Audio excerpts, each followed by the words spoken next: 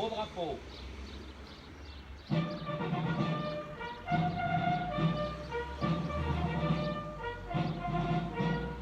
le maire, je vous donne la parole. Très bien, merci.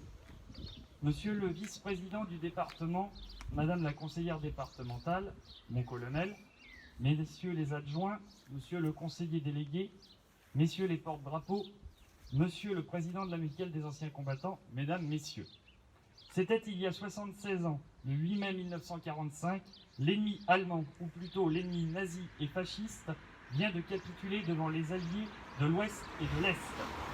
Le commandement français était présent et partie prenante à l'acte de capitulation. Dans l'état de désorganisation où se trouvent les pouvoirs publics et le commandement militaire allemand, il est possible que certains groupes ennemis veuillent, ça et là, prolonger pour leur propre compte une résistance sans issue. Mais l'Allemagne nazie est abattue et elle a signé son désastre. Aujourd'hui, devant ce monument aux morts, nous commémorons avec cette même émotion le 76e anniversaire de la victoire des forces alliées contre le nazisme et la barbarie. Comme chaque année, nous tenons à rendre hommage à nos héros, aux victimes de ces terribles années de guerre, à toutes celles et tous ceux qui ont risqué ou sacrifié leur vie pour que nous retrouvions notre liberté. Celle qui, encore aujourd'hui, est la plus précieuse à nos yeux. Cela se vérifie encore avec la crise sanitaire que nous vivons aujourd'hui. Surgissant des profondeurs de la France, la résistance des anonymes, ces hommes et femmes ordinaires qui ont réalisé des actes extraordinaires et qui ont grandi le pays. Passeurs de frontières, saboteurs au chemin de fer, sauveurs de juifs, les justes, combattants du Vercors et du plateau des Glières, les participants au débarquement de Normandie et de Provence, la liste est bien trop longue.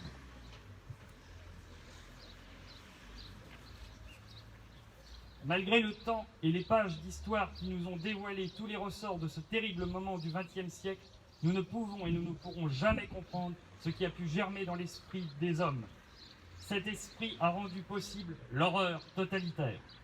Cette guerre qui a ravagé l'Europe durant 6 terribles années et qui se poursuivra durant de longs mois en Asie et dans le Pacifique, cette guerre-là fut sans précédent. Au conflit militaire entre nations s'est ajoutée une persécution volontaire et systématique de populations civiles, parce qu'ils étaient juifs, slaves, tziganes, opposants politiques ou homosexuels.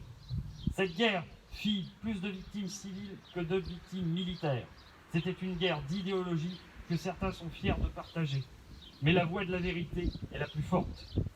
La France pleure 600 000 morts et compte des millions de personnes déplacées, sans abri ni ressources.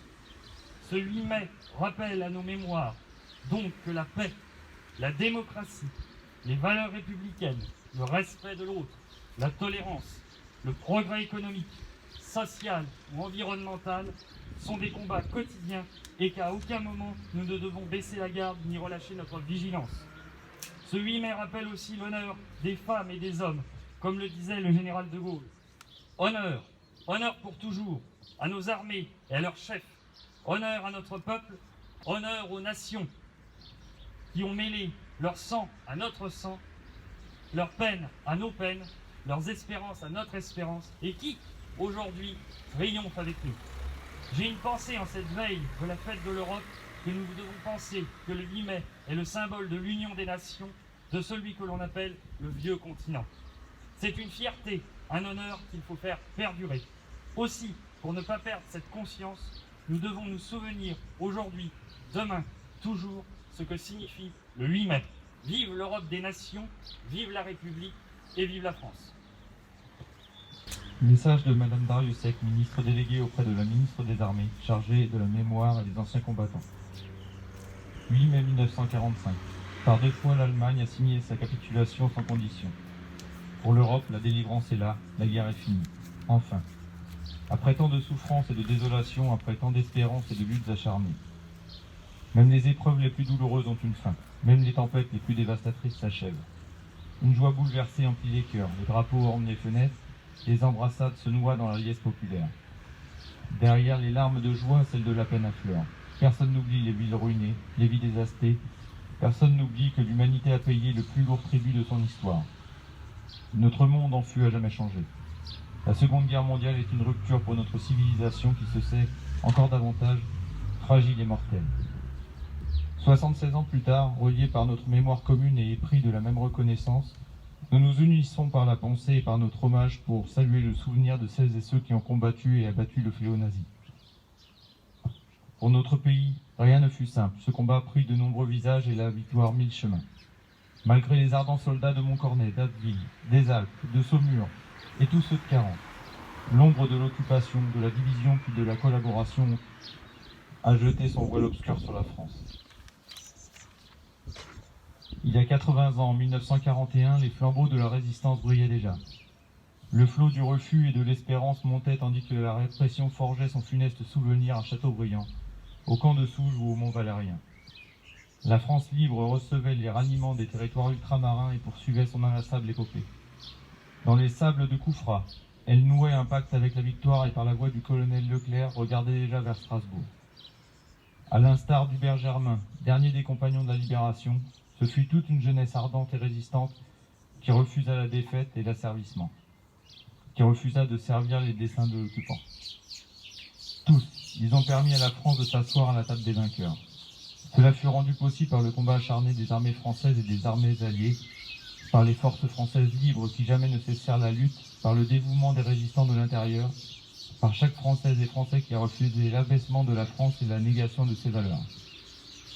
Notre gratitude demeure indéfectible. Entendons les mots de Malraux, un monde sans espoir est irrespirable. La victoire de 1945 est le succès de l'espérance, mais elle est aussi l'aube d'un nouvel effort collectif pour la reconstruction, pour la paix et pour l'Europe.